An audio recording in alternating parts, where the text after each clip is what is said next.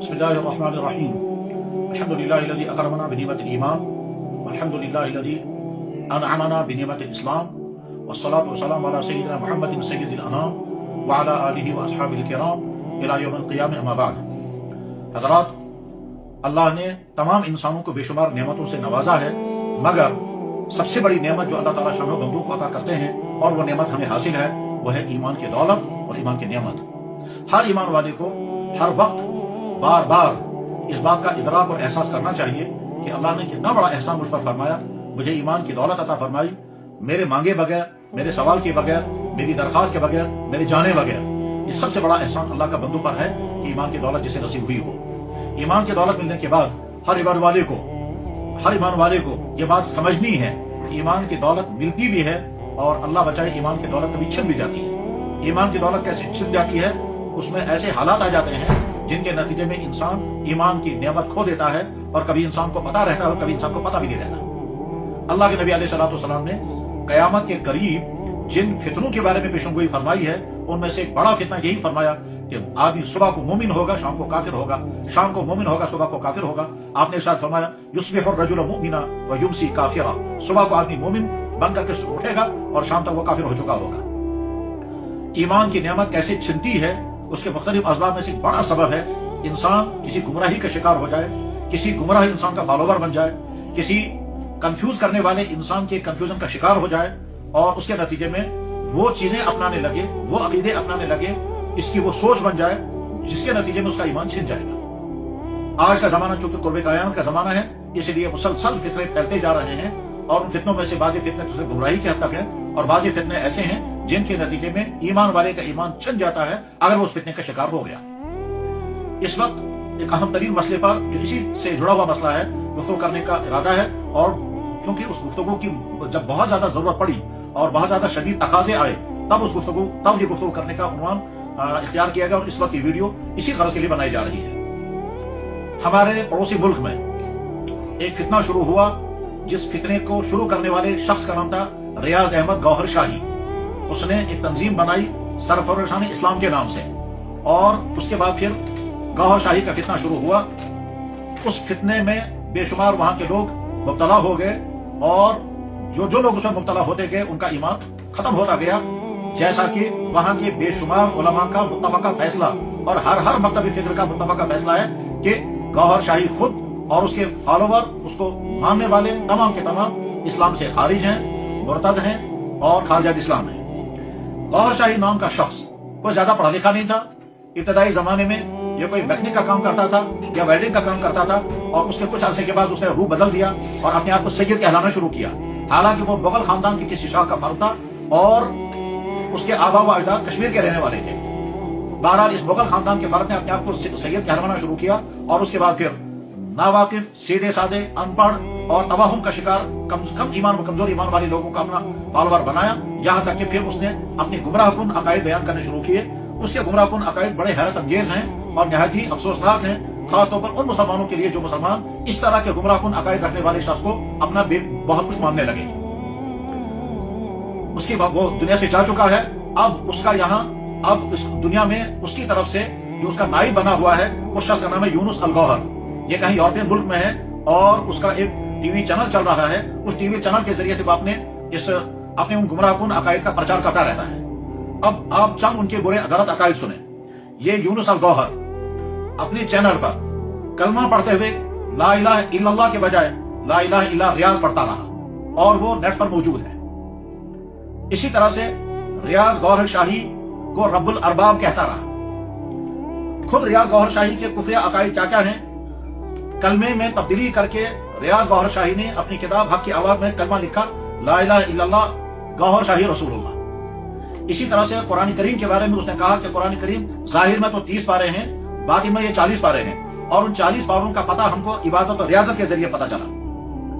یہ ریاض گوہر شاہی یہ بھی کہتا ہے کہ اللہ تعالیٰ مجبور ہے، شہرہ کے قریب ہونے کے باوجود وہ دیکھ نہیں پاتا ہے یہ انسان پر کیا بیت رہی ہے.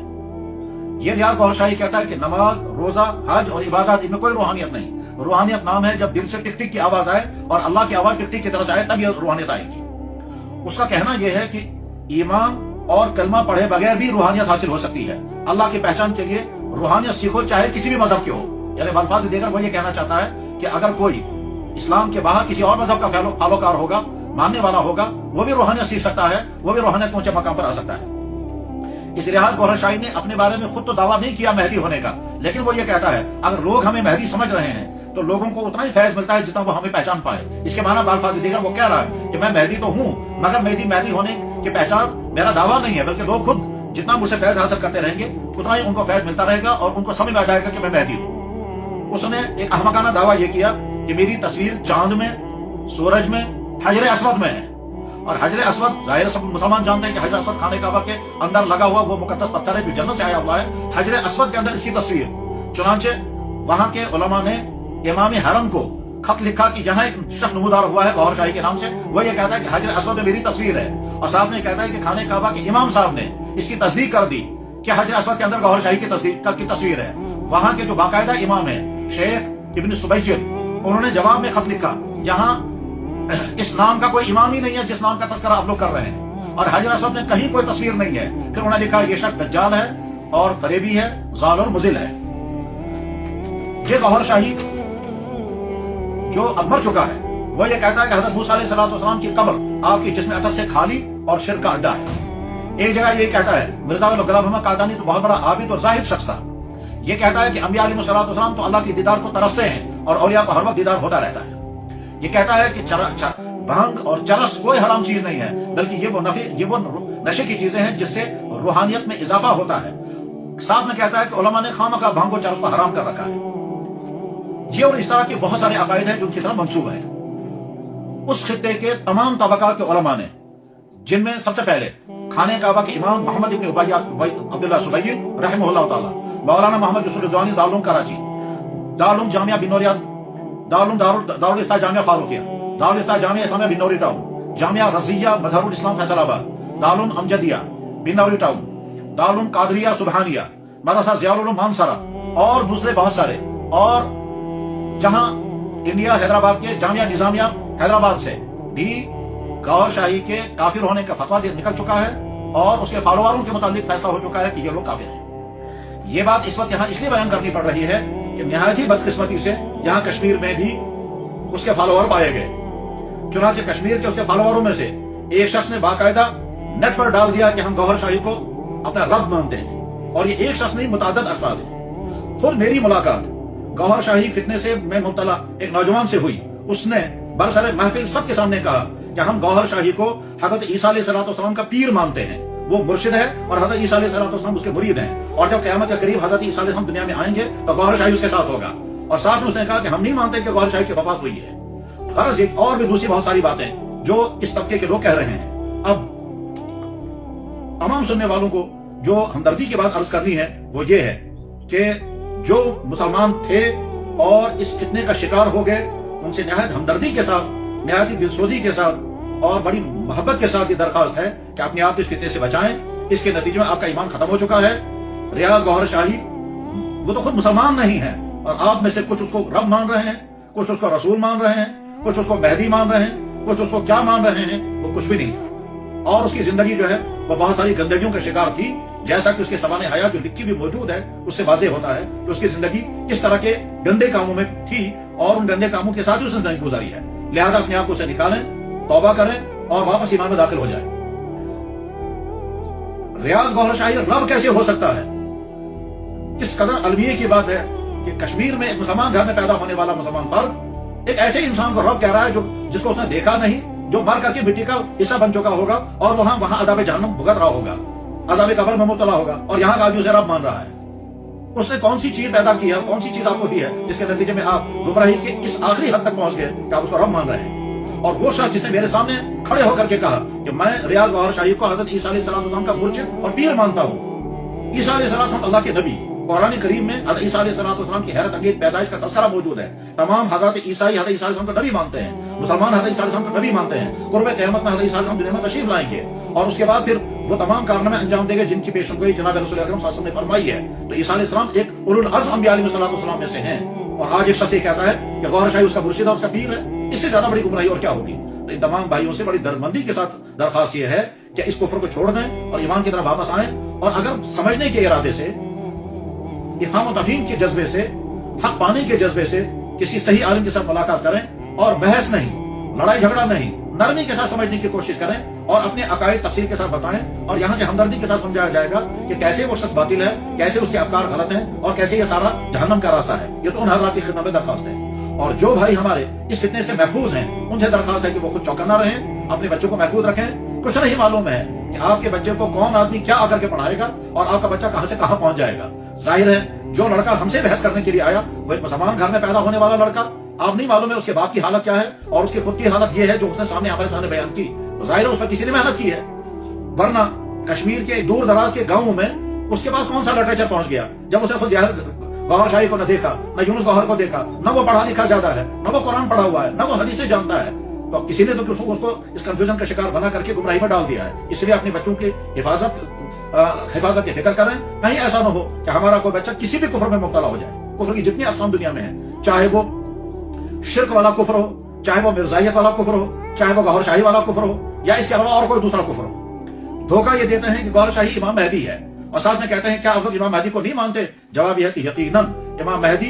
مہدی ہیں، اور ان کی پیشنگوئی جناب رسول اکرم صلی اللہ علیہ وسلم نے اپنی بے شمار احادیث میں فرمائی ہے۔ مسلمانوں کا عقیدہ یہ ہے کہ قیامت کے قریب پہلے امام مہدی آئیں گے، اس کے بعد حضرت عیسیٰ علیہ السلام تشریف لائیں گے۔ امام مہدی کی تمام علامتیں اللہ کے نبی علیہ السلام نے بیان فرما دی ہیں، ان میں سے پہلی علامت اس کا نام محمد ہوگا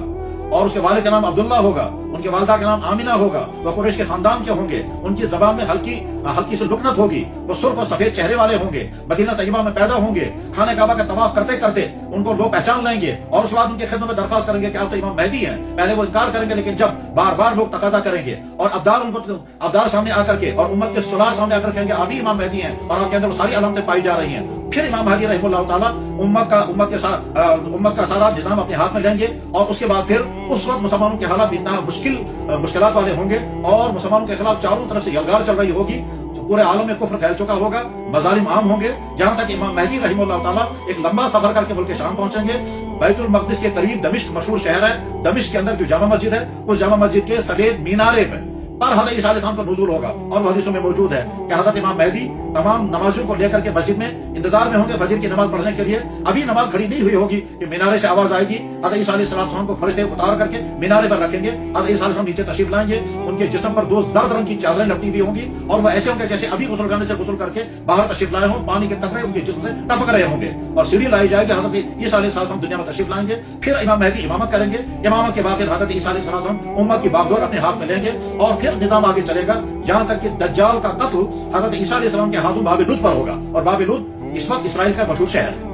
اب امام مہدی رحمہ اللہ تعالیٰ کی یہ علامتیں جو بیان کی گئی ہیں، آج اگر کوئی انسان دعویٰ کرتا ہے میں امام مہدی ہوں، اس کا نام کچھ اور، اس کے باپ کا نام کچھ اور، اس کا خاندان کچھ اور، اس کی رہائش کہیں اور، تو کیسے امام مہدی ہو گیا؟ جیسے ہندوستان میں ایک شخص نکلا ہے شکیل بن حنیف، اس نے بھی دعویٰ کیا ہے میں مہدی ہوں، اور بے شمار اس کے فالوور بن گئے ہیں۔ اسی طرح سے ریاض گوہر شاہی کے ماننے والے کہتے ہیں وہ مہدی ہے، وہ مہدی ہے تو علامت ایک بھی نہیں پائی جا رہی ہے، اس کے باوجود تو مہدی ہے۔ بہرحال میرے بھائیوں، یہ ذمہ داری سمجھ کر کے آپ تک یہ بات پہنچائی جا رہی ہے کہ اس فتنے کے شکار لوگ یہاں کشمیر میں بھی پائے گئے اور مختلف علاقوں میں وہ لوگ ہیں، کہیں چھپے ہوئے ہیں، کہیں کھلم کھلا، اور کہیں اپنی مجلسیں کرتے ہیں اور وہاں گنے چنے لوگوں کو چھپا کر کے پھر وہ اپنی مجلسوں میں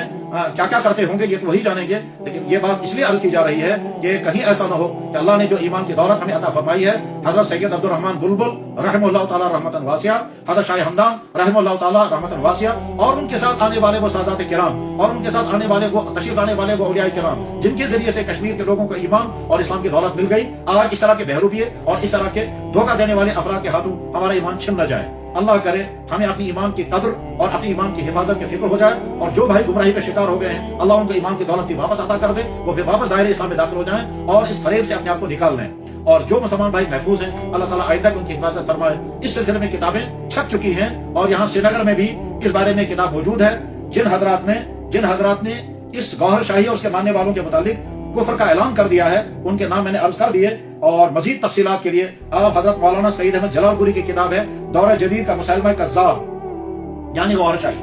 محمد نواز فیصل آبادی کی کتاب ہے گوہر شاہیت اور اسلام اور قادیانیت اسلام کی عدالت میں، اور مفتی نعیم صاحب کی کتاب ہے ادیانی باطلہ و صراط مستقیم، اور اس کے علاوہ سری نگر شہر کے اندر ایک کتاب چھپی ہے جو اس کو حاصل کیا جائے اور اس کو حاصل کر کے پڑھا جائے، یہ گوہر شاہی کون ہے، اس کے عقائد کیا ہیں، اس کے ماننے والے آج کا عقیدہ رکھتے ہیں اور ان کا نعرہ کیا ہے۔ اللہ تعالیٰ شان ہو اس گفتگو کو کہنے والے کے لیے بھی اور سننے والے بھائیوں کے لیے بھی ایمانی اور دینی